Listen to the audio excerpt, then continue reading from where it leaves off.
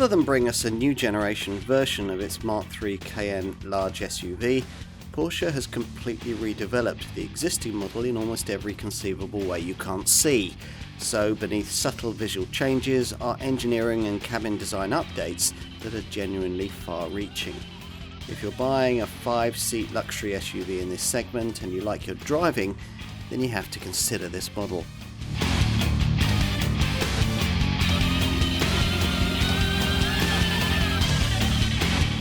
Porsche has rejuvenated the third generation E3 version of its large luxury Cayenne SUV. But just how far-reaching are the changes? Well, that's what we're here to find out. The 911 sports car may be the model Porsche is known for, but it's the Cayenne large luxury SUV that has established the company in this modern era and made it one of the world's most successful car manufacturers. This model line dates originally back to 2002, with a second generation E2 design arriving in 2010 and this current Mark III E3 version launched back in 2017.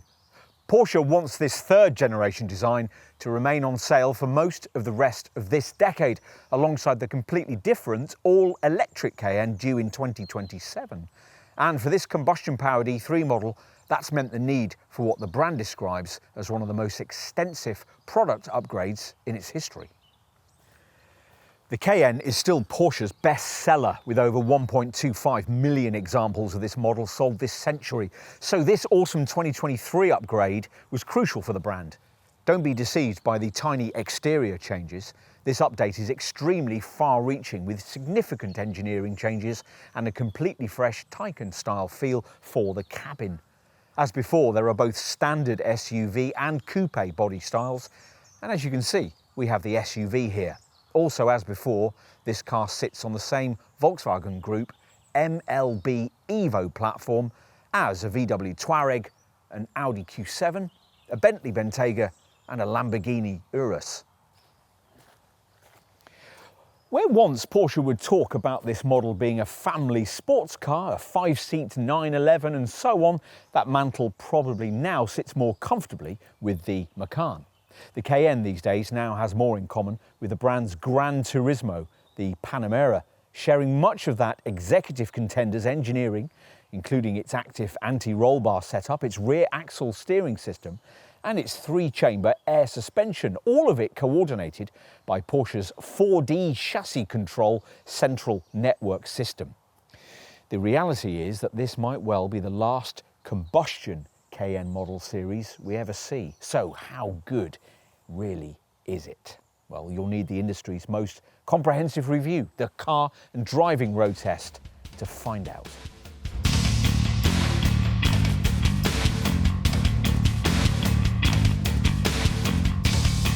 The muted grumble once you press this right-hand fascia start button and fire the car up will feel pleasantly familiar if you're a fan of this model line. Even if, as here, you've restricted yourself to 6 rather than 8 cylinders beneath the long bonnet. Not so familiar is the stubby little dash-mounted gear selector with which, in this revised E3 model, you must now engage forward or rearward motion. This Taycan-derived piece of switchgear is a reminder that one day in the not very far future, the Cayenne model line will be an all-electric affair, but not yet. And the far-reaching changes made in this Mark III design suggest that Porsche thinks there's still a lot of life left in combustion-powered models like this one. Why the Cayenne represents such a benchmark when it comes to dynamic handling in a large, powerful SUV is something other brands have continually tried to analyse. Any big SUV of this sort can go plenty fast enough in a straight line if you give it a big enough engine, but it'll generally struggle to carry speed through the bends in the way a lower, lighter car would. Which is why huge, potent SUVs are generally quite uncomfortable to drive quickly, with staccato progress constantly marked by violently shedding speed, then rapidly recovering it. The Cayenne has never been afflicted by this trait quite as much as rivals, and when we first tested this E3 version back in 2018, we told you that third generation model suffered from it even less. When you're pushing on through the turns, It's able to seek out grip and traction you'd think a car of this sort simply wouldn't be able to find, delivering it with the kind of poised body control that you'd normally expect would be foreign to a 2.2-ton SUV. And it's all further embellished by Porsche's expertise in natural, well-weighted steering feedback that's delivered through this now redesigned supercar-derived steering wheel. A well-engineered conventional sports estate would still reward you more, of course. The laws of physics have to tell somewhere, though by spending extra on dynamic gadgetry in this third generation model, you can mitigate them to a surprising extent. Lots is new with this updated design. The entry-level Cayenne's previous 2.9-litre V6 gets replaced by a twin turbocharged 3-litre V6 generating 353 PS. And it's that variant we're trying here, capable of 62 miles an hour in 6 seconds en route to 154 miles an hour. Not bad for an entry-level model. To be frank, it doesn't really feel that fast, but this power plant has a torquier feel than the old 2.9-litre unit, and it's more than capable of propelling this prodigiously heavy SUV along quite as fast as a Cayenne really needs to go. That same V6 engine also forms the basis for two much improved plug-in hybrid models, where it's boosted by a new electric motor powered by a 25.9 kilowatt-hour battery that's 8 kilowatt-hours larger than the unit fitted previously. The Cayenne E hybrid puts out 470 PS and 62 miles an hour takes 4.9 seconds, while the alternative Cayenne S E hybrid puts out 519 PS and 62 miles an hour takes 4.7 seconds. Both offer around 40 miles of EV driving range.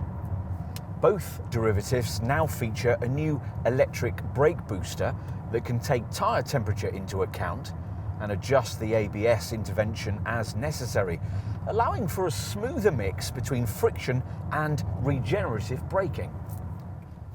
Onto the V8 variants. The conventional Cayenne S, which previously used a V6, now adopts the twin-turbocharged 4-litre V8 unit familiar from Porsche's Panamera and the Lamborghini Urus.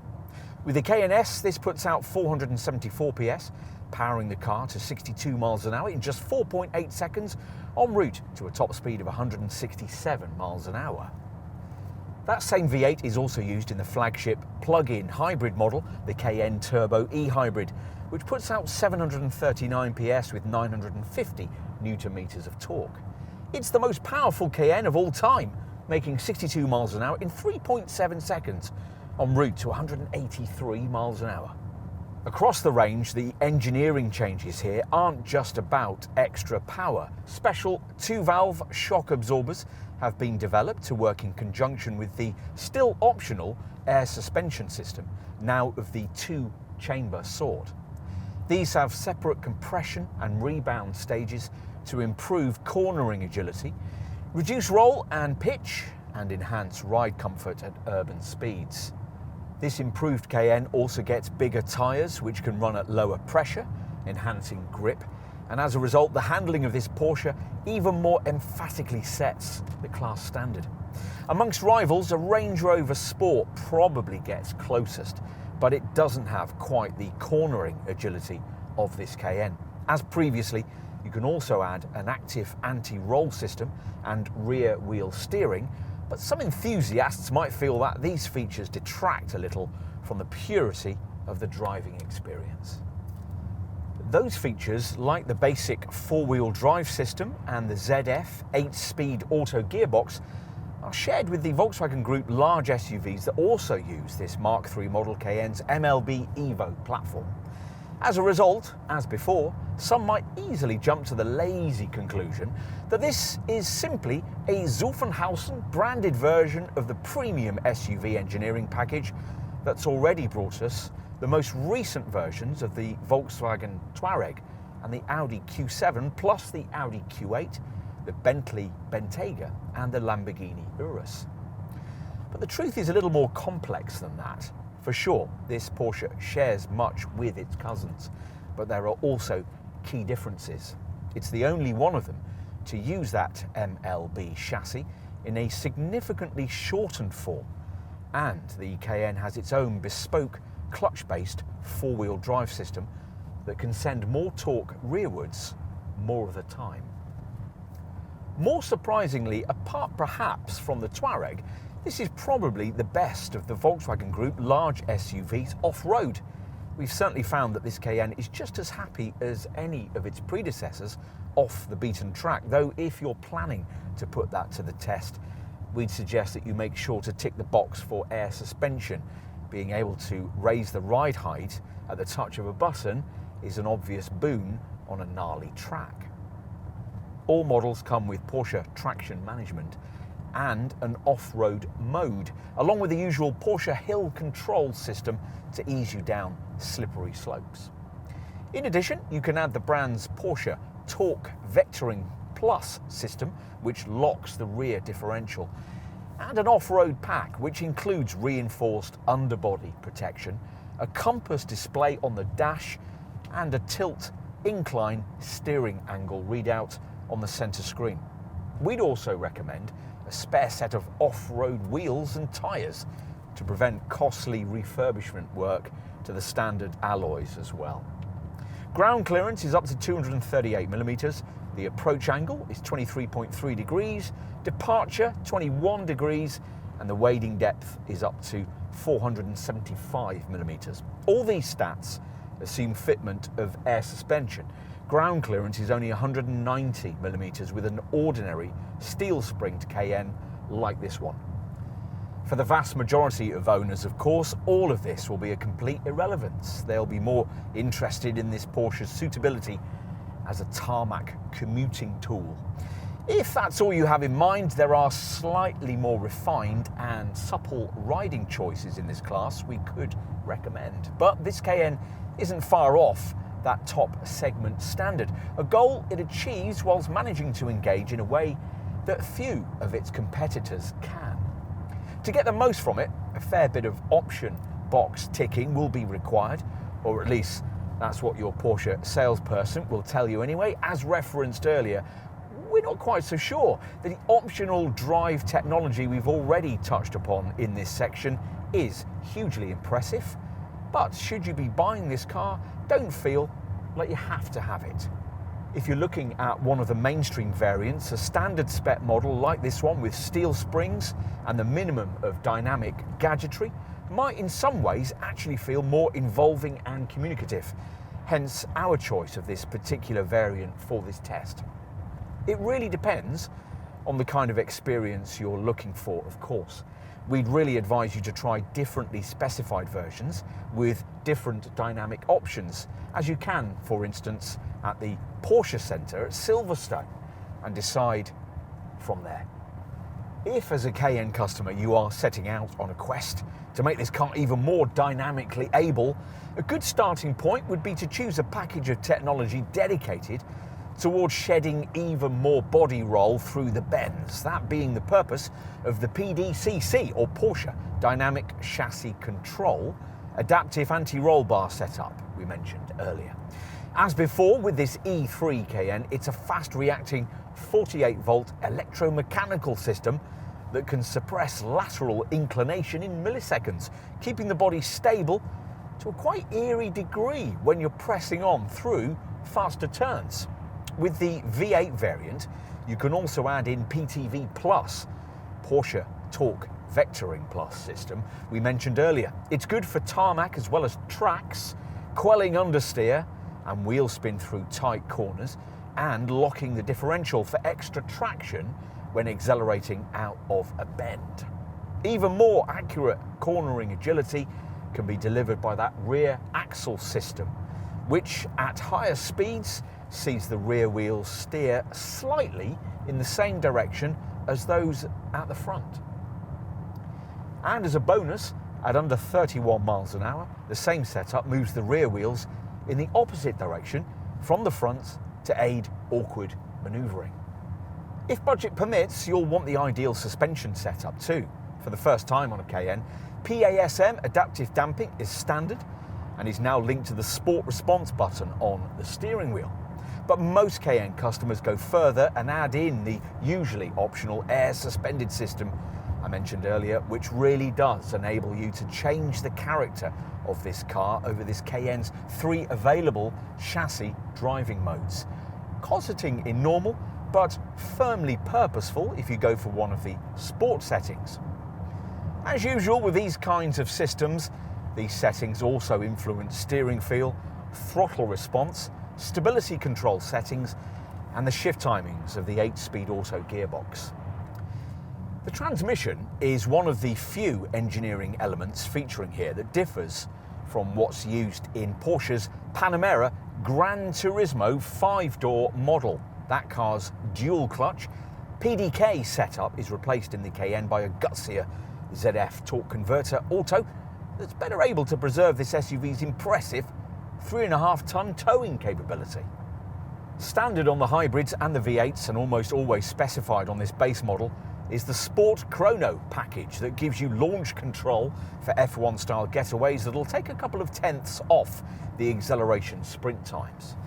As part of the deal, you also get a centre dash stopwatch, but perhaps of greater importance is the addition of an extra interim sport setting for the stability system, which allows a controlled degree of cornering slip while still retaining an electronic safety net should your ambition get the better of you.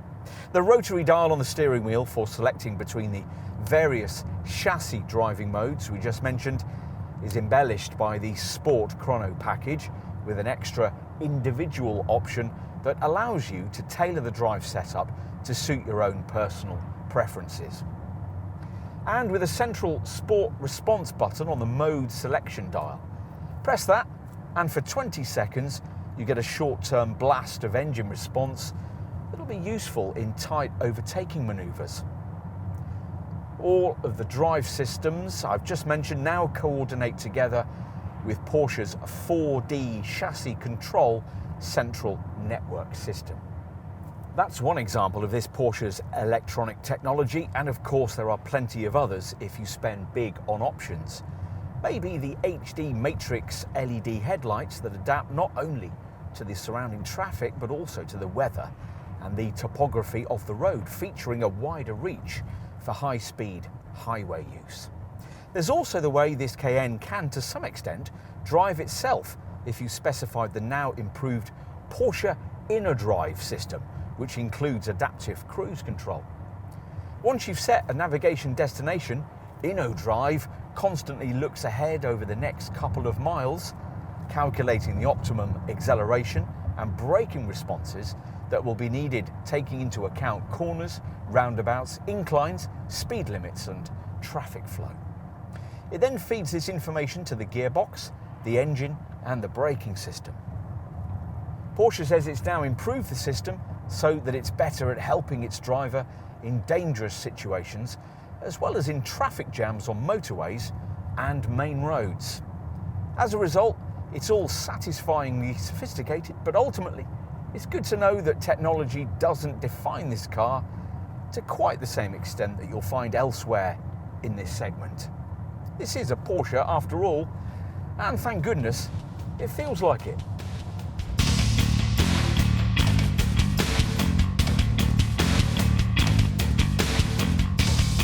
These days, this third generation Cayenne is quite a smart looking thing, but in the past, this car rarely has been. Back at the turn of the century, the earliest model's attempt to graft a Porsche 911 front end onto a Volkswagen Touareg underpinnings never sounded like a good idea and wasn't. Since then, to be frank, Porsche has struggled with the task of integrating all-terrain toughness with its brand's trademark sports car style. Still, the second generation Cayenne showed the possibilities here, and in its original form, this longer, lower Mark III version took its lead from the company's smaller Macan SUV in perfecting the possibilities of this design. For this update, Porsche hasn't been brave enough to fundamentally alter the way this Cayenne looks, but it has made its styling a bit sleeker and more chiselled with both the SUV body shape we have here and with the alternative SUV coupe body style. The Cayenne became much larger in this third generation form. These days, its substantial roadway footprint is similar to that of a rival Range Rover Sport. Obviously, it looks a bit sleeker in coupe form, but even with this SUV version, the sculpting of the rear wings creates a powerful set of haunches that visually urge the car forward. This high-set lower crease separates arches that shroud large wheels that Porsche has redesigned as part of this update. Sizes vary between 20 and 22 inches. We've got 20-inch rims here. Mixed tyre sizes, front and rear, are fitted to boost sharper driving dynamics. You're going to want to be briefed on the visual changes made to the updated version of this third generation model. Well, they're mainly here at the front, where thankfully there's no longer the feeling that Porsche is rather awkwardly trying to graft 911 styling cues into a boxy crossover silhouette. Brand loyalists will recognise the re-sculpted bonnet and swollen wings, and perhaps also by new look Matrix LED headlights, which feature over 32,000 pixels per cluster. These can apparently offer over 1,000 brightness variations to handle different driving situations and are upgradable to HD status on request. Here at the rear, the update changes are harder to spot. To help, we'll tell you that there's a restyled three-dimensional light bar and a revised lower apron with a low-mounted number plate. As usual, of course, what matters more is the stuff that you cannot see. Under the skin lies the same MLB Evo platform that this car shares with other Volkswagen Group large SUVs like the Touareg from VW, Audi's Q7 and Q8 models, Bentley's Bentayga and the Lamborghini Urus. Here, though, that chassis is a full 100mm shorter to better meet with Porsche's priorities in making this car more agile and dynamic.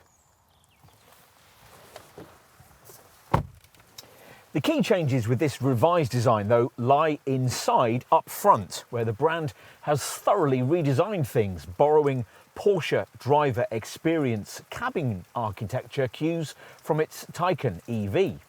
It's certainly very different to the kind of interior we were served up with original versions of this third generation model. The main change lying with this lack of cowling for this redesigned, curved and fully digital 12.6-inch freestanding instrument binnacle, which offers up to 7 different views, including a 5-dial 911 style layout. As before, angled grab handles sprout from either side of the lower centre console, but that console panel is now revised completely, nor is it any more dominated by a bulky gear stick, that now replaced by a small dash-mounted gear selector, another feature borrowing themes familiar from the Taycan, as does the redesigned steering wheel. Otherwise, things are much as before, which means that, fortunately, quite a few things haven't changed, primarily a driving position that remains remarkably low set for a large SUV, in keeping with that quest for sports car style driving dynamics and a cockpit style feel. If you're buying this kind of car to get the usual lofty, commanding 4x4 perspective on the road ahead, then this one won't be for you. Porsche people, though, will continue to love the way the cabin wraps itself around the driver. As part of this update, functions that the driver uses frequently are located directly on or immediately next to the steering wheel.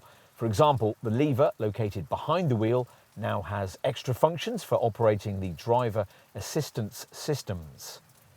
Moving the automatic transmission selector onto the dashboard has made room on the centre console for storage compartments and a large air conditioning controller in an elegant black panel design. The latter is part of a new air quality system which can do clever things like use predictive navigation data to automatically activate air recirculation when the car's about to enter a tunnel.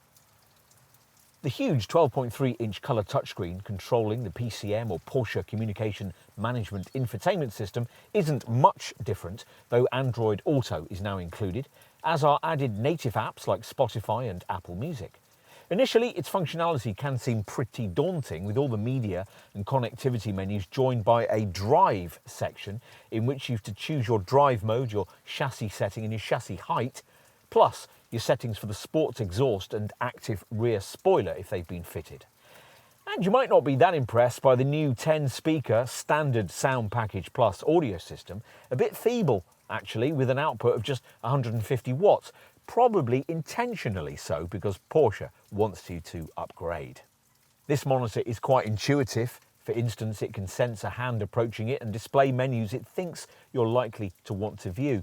Using predefined tiles, users can easily create a home screen with their preferred functions, then quickly switch them about using the usual pinch and swipe technology, all the while enjoying crystal clear graphics that only Mercedes can match. It's annoying though that this setup doesn't come with the kind of separate controller by the gear stick that many rivals in this segment provide. Apple CarPlay is built in as before, plus there's most of the media connectivity you could want for things like weather readouts, plus a wide range of compatible apps, including one designed by Porsche that, amongst other things, allows you to send and receive journey destinations. To pair a smartphone with the vehicle, all you have to do is scan the QR code displayed on the PCM center screen with your phone. You can have a third screen on this redesigned Dash 2, an optional 10.9-inch touchscreen ahead of the front seat passenger.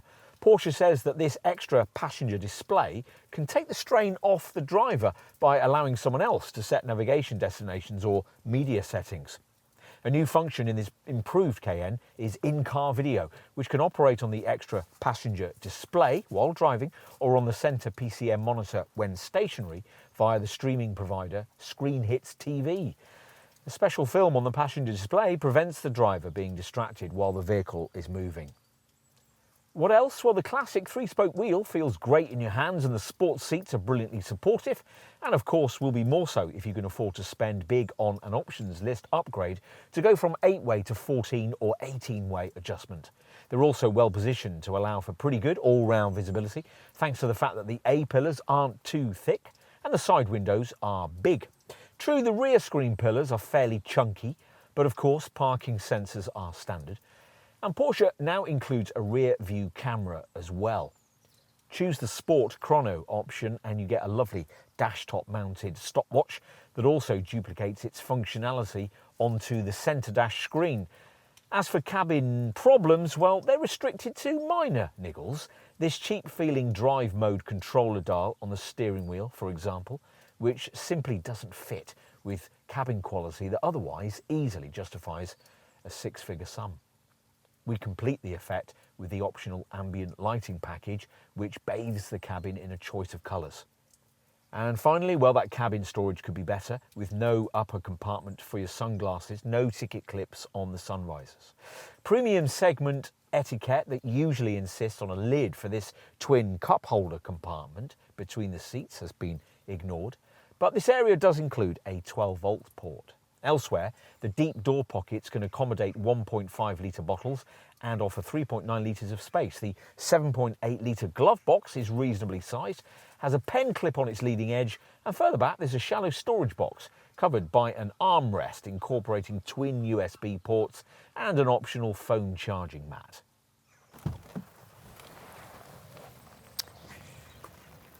Let's try the back.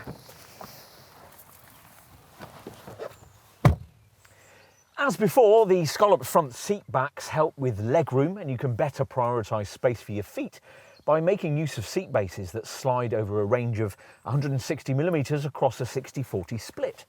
The seat backs recline in 10 stages in 2-degree increments from 11 to 29 degrees for greater comfort on longer journeys. And the relatively low height of this centre transmission tunnel means that 3 adults can be accommodated without too much discomfort for the occupant who's drawn the short straw and gets stuck in the middle. The side windows feature standard heat insulating glass that reduces heat build-up in the passenger compartment, and folk back here are also favoured with seat back storage pouches as well as deep door pockets. A centre armrest provides extra cup holders, and over the transmission tunnel a lower compartment has 12-volt and USB ports just above.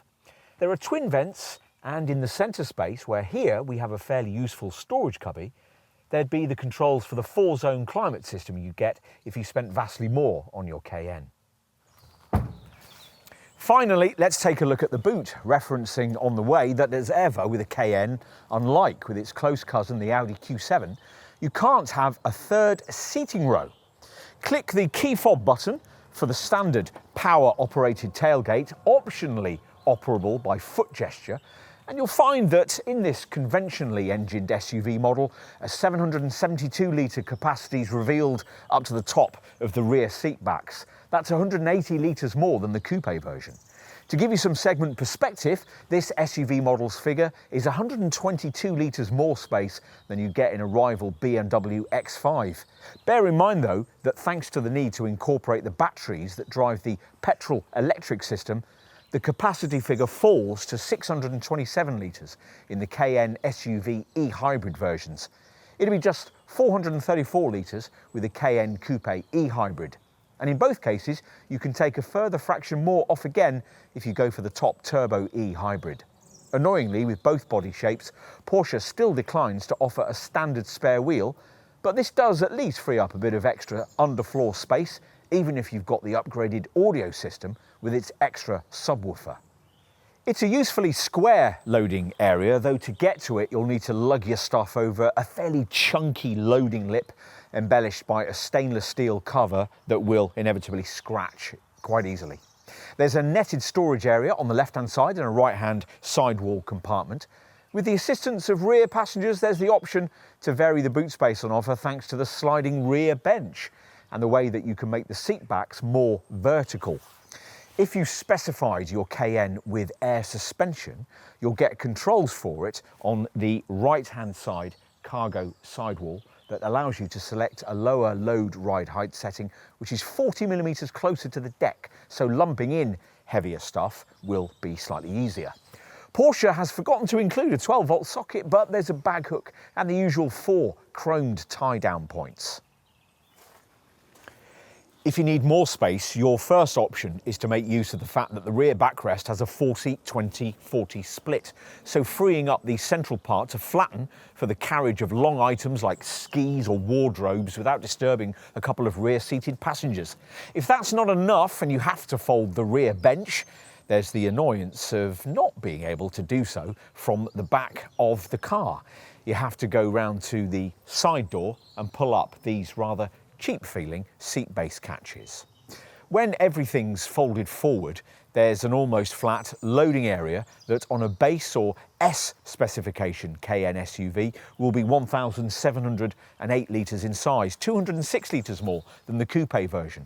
With the two main E-hybrid SUV models, the total is 1,563 litres or 1,344 litres with a Cayenne Group E hybrid. Got all that? Great.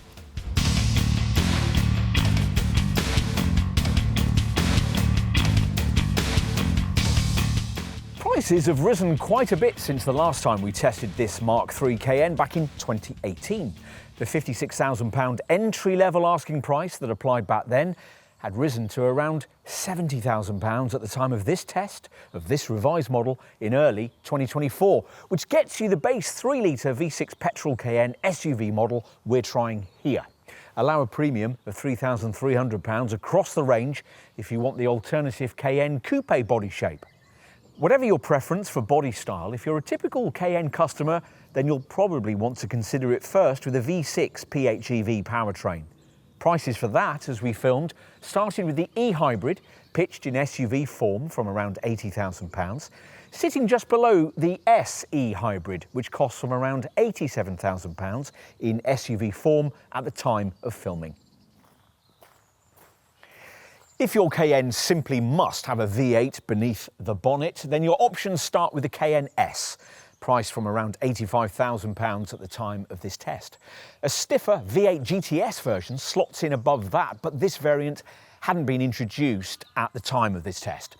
The PHEV version, the top turbo E-hybrid, costs a lot more, around £130,000 as we filmed. Opt for the Cayenne Coupe, and that top turbo E-hybrid variant comes with Porsche's GT package, which gives you an aero body kit and a titanium exhaust. Unfortunately, Europe isn't offered the awesome 650 horsepower turbo GT flagship high performance model that Porsche sells in North America. Blame emissions legislation imposed by the Brussels bureaucrats for that one. You'll want some competitor perspective on the prices we just gave you. Well, using this standard 3-litre V6 petrol Cayenne SUV as a pricing benchmark, then if we consider the two competing Volkswagen Group models that share much of its engineering and MLB Evo platform, we find that an Audi Q7 55 TFSI costs fractionally less, while a Volkswagen Touareg 3-litre TSI actually costs a couple of thousand more. There aren't many other options for a customer looking for a sporty, large 5-seat luxury SUV. There's the Lexus RX 350h, but that has considerably less power. Otherwise, probably the Mercedes GLE 450 is the closest alternative, but that cost over £82,000 at the time of this test, and you need around £86,000 for a base petrol Range Rover Sport. There's no directly comparable BMW X5 to a base Cayenne, and a base Maserati Levante costs even more, around £93,000 as we filmed. And in that form, a Levante only gives you 4 cylinders and less power. If your focus is on the Cayenne E-Hybrid, then your £80,000 spend could also get you a BMW X5 xDrive 50e. You could spend less, around £70,000, and get PHEV versions of the Volkswagen Touareg, the Lexus RX, and Jeep Grand Cherokee, but you get a lot less power and EV range. The Mercedes option, the GLE 400e, would cost a lot more, around £88,000 as we filmed. And as we did that, you'd need around £93,000 for a Range Rover Sport P460e plug-in hybrid. If, having considered all of the alternatives, you decide that it is a Cayenne that you really want, then you're going to need to know just how generous Porsche has been with the standard spec. Well, we've got mixed feelings here. The brand now includes keyless entry, a reversing camera, matrix LED headlights, and Porsche active suspension management adaptive damping as standard. But you still have to pay extra for the roof rails, heated front seats, and adaptive cruise control system that really ought to be standard on a luxury SUV of this price. At least the kit lists better than it used to be, as well as model-specific features like the PDK automatic gearbox and the active all-wheel drive system. The Tally now runs to alloy wheels of at least 20 inches in size, and electrically powered tailgate, LED tail lamp clusters, tinted heat insulating glass, and of course auto headlamps and wipers. Inside, there are part leather trimmed seats, plus you get dual zone climate control with pollen and carbon filters and cruise control with a speed limiter, while in addition the interior mirror, like the exterior ones, has auto dimming functionality. The multifunction steering wheel has buttons that activate the Porsche communication management infotainment setup, a 12.3-inch screen that comes complete with navigation, voice control, internet capability, Bluetooth phone connectivity, and a 10-speaker 150-watt DAB audio system. There's standard Apple CarPlay and Android Auto smartphone mirroring, and an included Connect Plus module with LTE and 4G phone connectivity, Wi-Fi capability, and an integrated SIM card. You get some really clever connectivity technology as well. There are Car Finder and Porsche Vehicle Tracking System Plus services that'll let you know where your Cayenne is at all times. And a downloadable Porsche Connect app for Apple and Android phones gives you a wide variety of digital features and services, including a remote vehicle status feature via which you'll be able to check vital data such as door locking and fuel range from your phone. The navigation system is able to process so-called swarm data via its Risk Radar service, which anonymously captures data about traffic and road conditions from vehicles with relevant equipment. That could mean your Cayenne will know in advance about fog, skidding risks, and road accidents, adapting its systems and navigational inputs accordingly. There are also 20 further apps available for this car. We like the Finder app, which allows you to find destinations of almost any kind in seconds. A covered car park rather than an open one, for example, if it's pouring down and you don't want to step out into the rain. Then there's the Off-Road Precision app, which provides you with helpful tips for driving off-road. So that's talked you through the standard spec on mainstream models, but you're going to need to delve deep into the extensive options list to create a Cayenne properly able to showcase what's really possible from the improved version of this third generation design. In our view, the key extras are the dynamically orientated ones. Most will want to enjoy the adaptive air suspension that's optional on the Cayenne S and the base hybrid. The other optional dynamic extra that most customers tend to add is the Sport Chrono package. This gives you launch control for F1 style getaways, a dash-top stopwatch and a steering wheel mounted mode switch for the various driving settings, in the centre of which is a sport response button that gives you a short-term blast of engine response that'll be useful in tight overtaking manoeuvres. Going further means adding the PDCC package. That's the Porsche Dynamic Chassis Control Sport Adaptive Anti-Roll Bar System that dramatically limits cornering body roll. You might also want the clever rear axle steering setup that at higher speeds sees the rear wheels steer slightly in the same direction as those at the front, while at lower parking level speeds they steer in the opposite direction. The result is extra cornering agility at speed and easier manoeuvring when parking. Cayenne S and Cayenne Turbo buyers can also specify PTV Plus, the Porsche Torque Vectoring Plus package that works through the twisty stuff to counter both understeer and wheel spin by lightly micro-braking whichever front wheel is threatening to lose grip. PTV Plus also delivers a perceptible gain in traction when accelerating out of tight bends by locking the differential. All of the systems we've just mentioned now coordinate together with Porsche's high-tech 4D chassis control central network system. What else? Well, we definitely want the sports exhaust system, and if you're going to use the car hard and fast, maybe even occasionally on a track, it might also be an idea to uprate this model's stopping power. Fearsomely expensive PCCB or Porsche ceramic composite brakes are as usual offered, but in our view a better option is the slightly more affordably priced upgrade to PSCB, Porsche surface coated brakes, which come as standard on the top turbo e-hybrid model. They still deliver fade-free stopping power every time, but also worth considering is the Power Steering Plus package, which makes the steering firmer and more accurate at higher speeds, but at low speeds adjusts its ratio for easy manoeuvring and parking. In the unlikely event that you'll be regularly taking your Cayenne off the beaten track, you'll want to specify the optional off-road package, which is offered on Cayenne and Cayenne S variants and includes various add-on parts to protect vital vehicle components during tough off-road driving. As part of the pack, you additionally get extra off-road specific information on the centre dash PCM screen and a compass display on the fascia. That last feature also available separately. What about headlight technology? Well, you can upgrade that by adding an HD version of the Matrix LED headlight system. These lamps draw from navigation data, as does another tempting electronic option, the now improved Porsche InnoDrive system, which includes adaptive cruise control.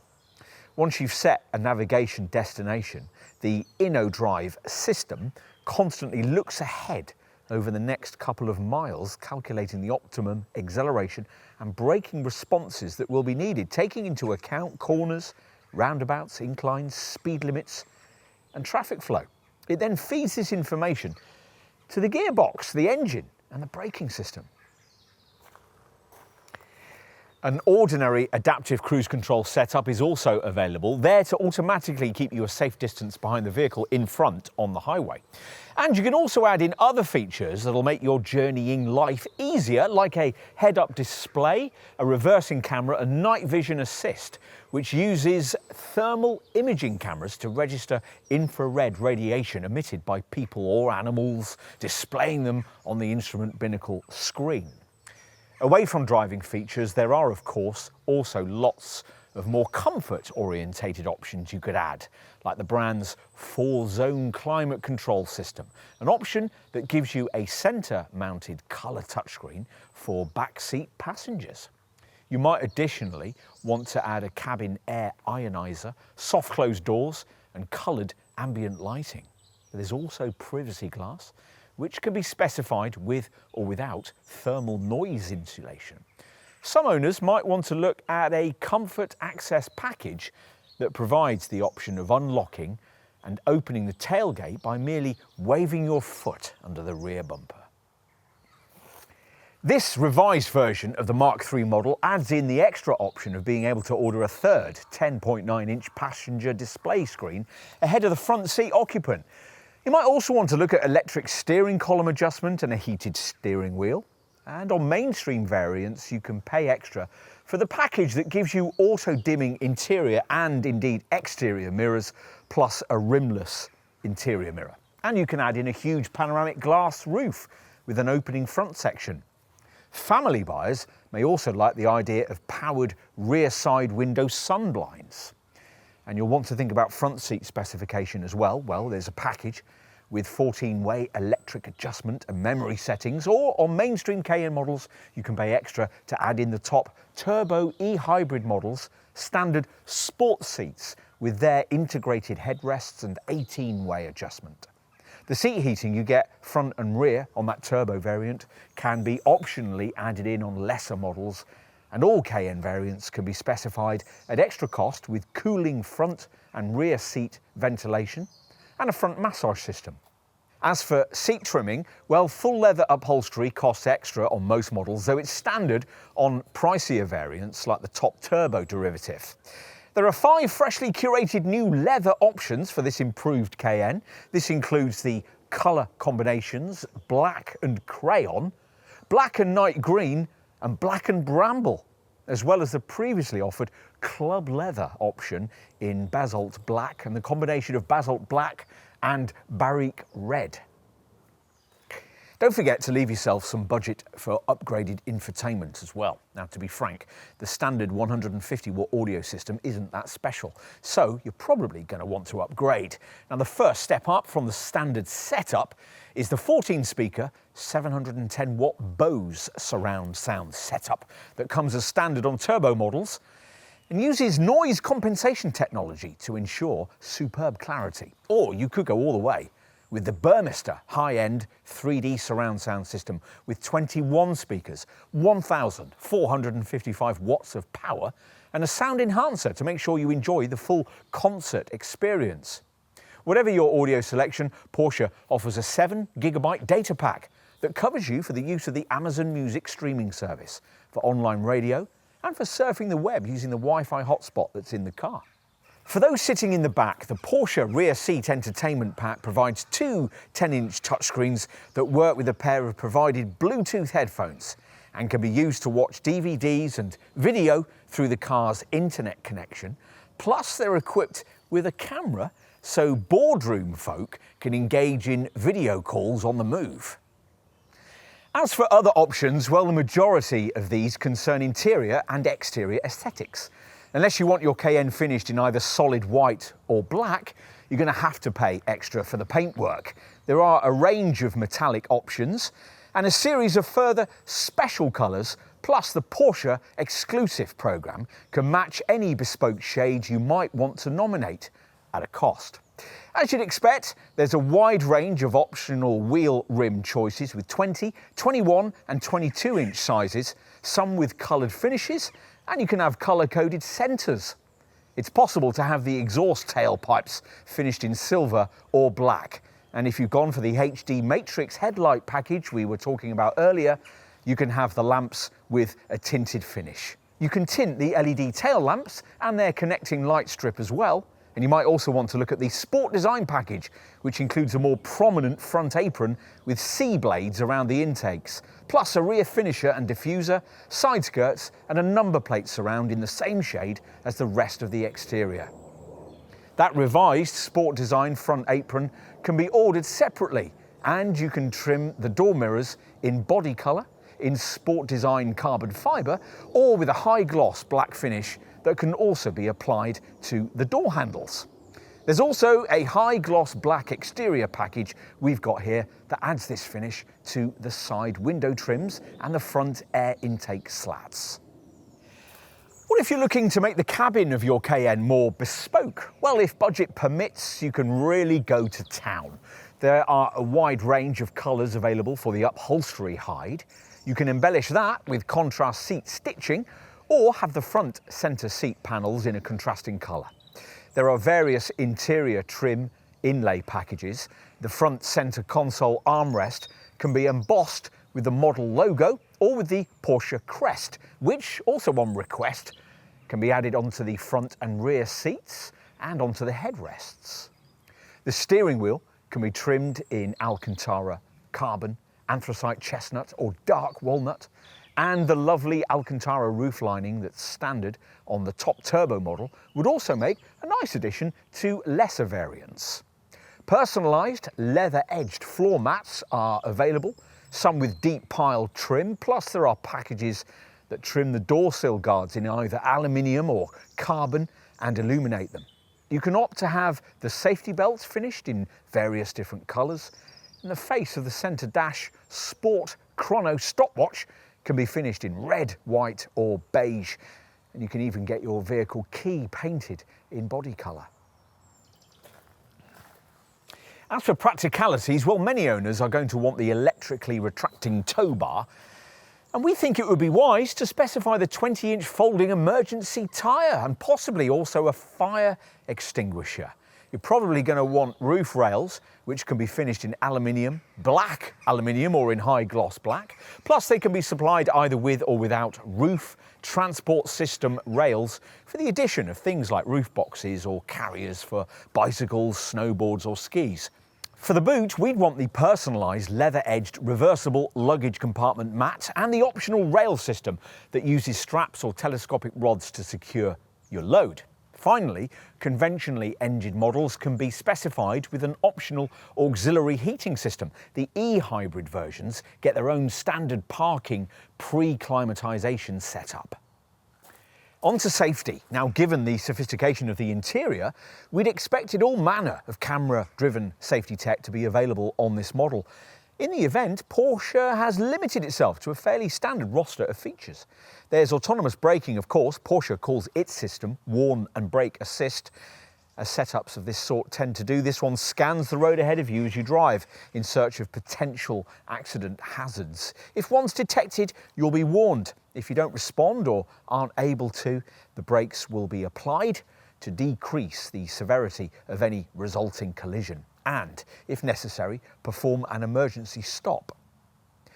There's also lane keeping assist that warns you if you're drifting out of your lane on the highway and will subtly apply steering lock to ease the car back to where it ought to be. And traffic sign recognition, which will picture the road signs you pass, displaying them on the dash. Disappointingly, given the asking price here, blind spot monitoring costs extra, included as part of an optional lane change assist pack. This system works at between 10 and 155 miles an hour, detects vehicles at up to a distance of 70 metres, and will warn you if you're about to pull out to overtake in front of another motorist, either in low-speed turns or on the highway. Plus, it will also alert you if you're about to open a door in front of an oncoming vehicle or cyclist. However, contrary to what the name of the pack suggests, it can't actively change lanes for you, the kind of system that quite a few rivals are now offering. If you pay extra for adaptive cruise control, Porsche will also include 2 extra camera features: evasion assist, which helps with panic steering manoeuvres, and turn assist, which monitors traffic when turning right and will automatically brake the car if there's a danger of collision. If you specify the InnoDrive system, there's also an emergency stop function that automatically brings the car to a controlled stop if you're taken ill at the wheel. Of course, all the more conventional safety stuff is also well covered. Every Cayenne features the POSIP, or Porsche Side Impact Protection System, that builds inside impact protection elements into the doors and includes thorax airbags integrated onto the side bolster of each front seat. There are also twin front, side and curtain airbags, plus a knee bag for the driver. Further rear side bags are optional. Both outer rear chairs have ISOFIX mounts, and you can add another extra cost for the front seat.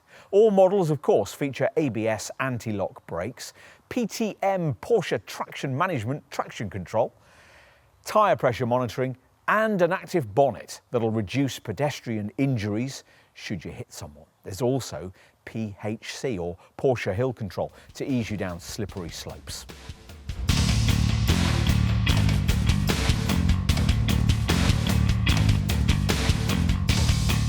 If you want a really efficient Cayenne, you'll need to wait for the full electric version.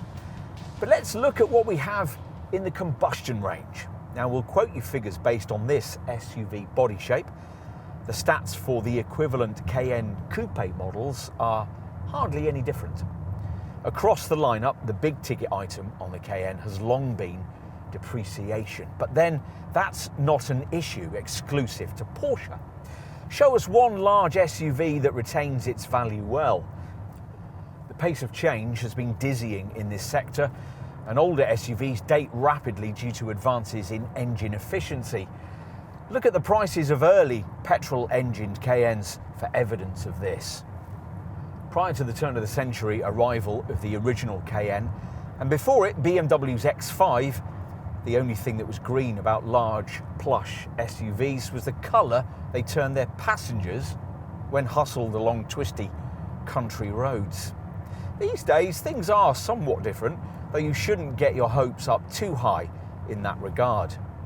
The base V6 petrol Cayenne SUV variant we're trying here returns up to 26.2 mpg on the combined cycle and up to 24 grams per kilometre of CO2, with variants depending on spec and wheel size. Figures which aren't particularly impressive. Which is why most Cayenne customers opt for one of the V6 PHEVs.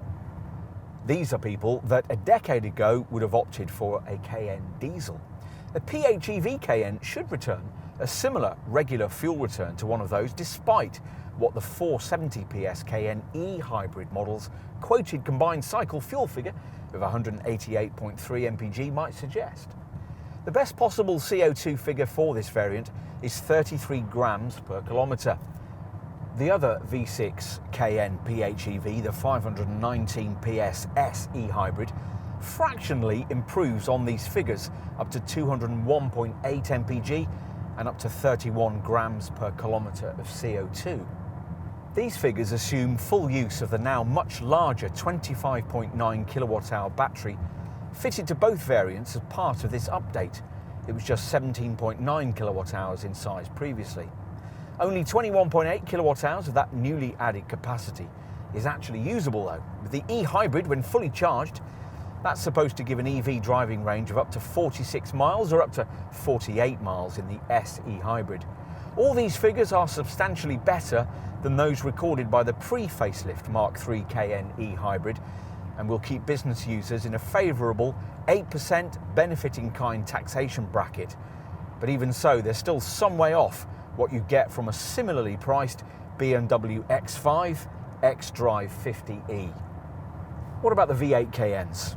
Well, you won't be expecting too much in terms of efficiency from the conventionally engined Cayenne S, and you shouldn't. That model records up to 22.8 mpg and up to 282 grams per kilometre of CO2, though we doubt whether in regular use its returns will be that much worse than those of this 3-litre V6 variant.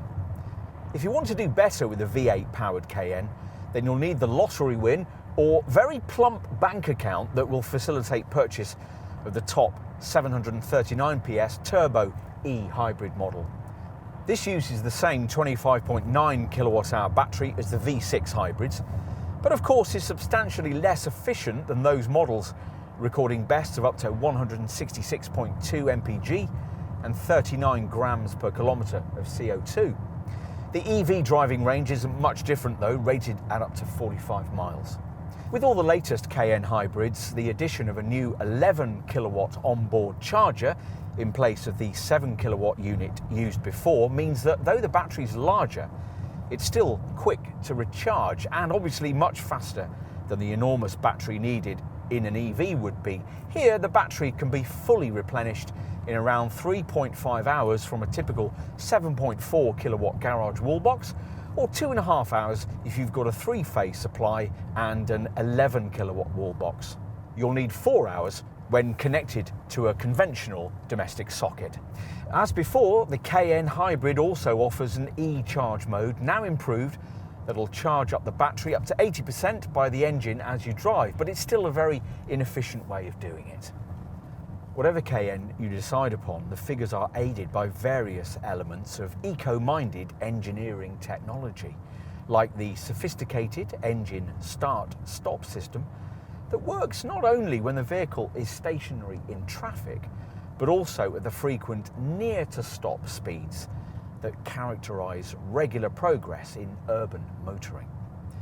Remember though that this feature will be automatically deactivated in the sport driving modes you'll probably be using most frequently. All Cayenne models achieve top speed in 6th gear. The 7th and 8th gears are for cruising and work with a coasting function that, at a cruise on the highway, disconnects the engine from the gearbox, sending the car into a sailing style mode until you brush your foot against the throttle once more.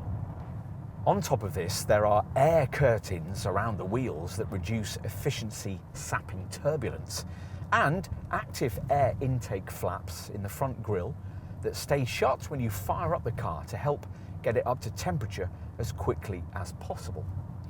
At higher speeds, these vents also close to improve this Cayenne's aerodynamic profile. Probably the initiative the Stuttgart maker is proudest of, though, is its Porsche InnoDrive system, an optional setup that works with adaptive cruise control using information from the sat-nav, plus radars and a video camera to assess the road ahead. It then feeds data to the gearbox, the engine and the braking system, modifying the car's behaviour for the terrain and traffic conditions it will come across and allowing it to progress in the most efficient manner possible, braking earlier for corners, roundabouts and junctions, for example. What else? Well, across the Cayenne range, servicing won't be especially affordable. Porsche workshop visits never are, so you'll want to know that maintenance intervals across the range are every 20,000 miles or 2 years, whichever comes sooner. A more significant dealer visit will be needed at 4 years or 40,000 miles. Tyres and brake pads tend to be particularly expensive.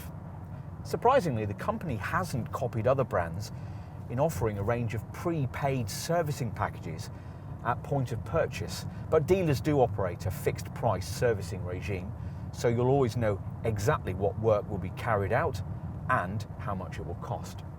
Insurance groupings won't be cheap either. For this standard Cayenne variant, it's Group 45. For the e-hybrid, it's Group 49, and all other Cayennes are rated at Group 50. We mentioned depreciation earlier. The exact predicted figure after 3 years and 36,000 miles lies between 41 and 56%, with the turbo e-hybrid predictably shedding most value and the e-hybrid shedding the least. Included as part of the purchase is the usual 3-year warranty, though this one laudably doesn't come with any mileage limitations. This package can be extended by either 1, 2 or 3 further years on request. Cayenne owners also get a 3-year breakdown recovery package, a 3-year paint warranty and a 12-year anti-corrosion guarantee. If you buy one of the hybrid models, the battery pack comes with its own 8-year, 100,000 mile guarantee.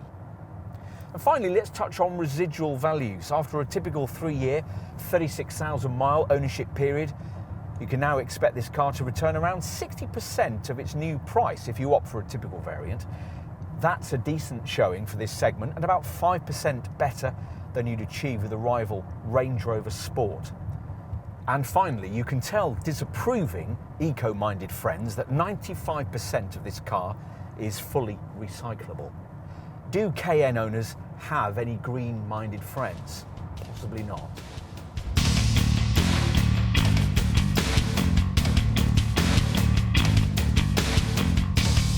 For some luxury SUV buyers, there'll be simply nothing else quite like a Cayenne, especially with the third generation model in this improved form. Back at the turn of the century, this was the car that opened up Porsche ownership to a whole new group of people. They're not sports car purists, but they love the idea of sports car technology being applied to make a real luxury 4x4 appeal to real drivers. Certainly, it took the German brand some time to get this right. Early Cayennes were rightly forgettable, but this faster, greener and better trimmed version of this E3 design is hugely impressive. It's the Cayenne Porsche always threatened it would build, a cutting-edge benchmark in the luxury SUV segment with a redesigned cabin that makes the required six-figure statement. In short, when we talk of this model being rejuvenated, we mean that in every sense. The technology on offer here is awesome, but if you like your driving, we're not sure that loading this car up with rear wheel steering, air suspension and big wheels, as many owners will, is the best way towards showcasing its class-leading status as the ultimate driving machine in the large part of the luxury SUV sector. However you specify this contender though, there's still nothing else quite like it in this class. Of course, we're not blind to things you might not appreciate quite so much. Some still struggle with the styling, for instance, though there's no doubt that the looks are now much easier on the eye. For others, a factor of greater significance is the small but discernible shift towards more of a luxury demeanour rather than an overtly sporting vibe this time round. But that's perhaps to be expected given that the brand has its smaller Macan model to do the whole SUV 911 thing. There's premium pricing too, of course, with figures that have risen again with this updated car, something that would be easier to stomach had Porsche not been so mean with some aspects of the standard spec and consigned so many important features to the options list. But then a Cayenne wouldn't be a Cayenne without a touch of controversy. Ultimately, it's a magnificent thing, probably better than it ever needs to be, both on tarmac and perhaps more surprisingly, off it too. In almost every way that really matters, it's now a more credible contender. And if you want the quickest point-to-point performance SUV in this segment, nothing else in the class really gets close.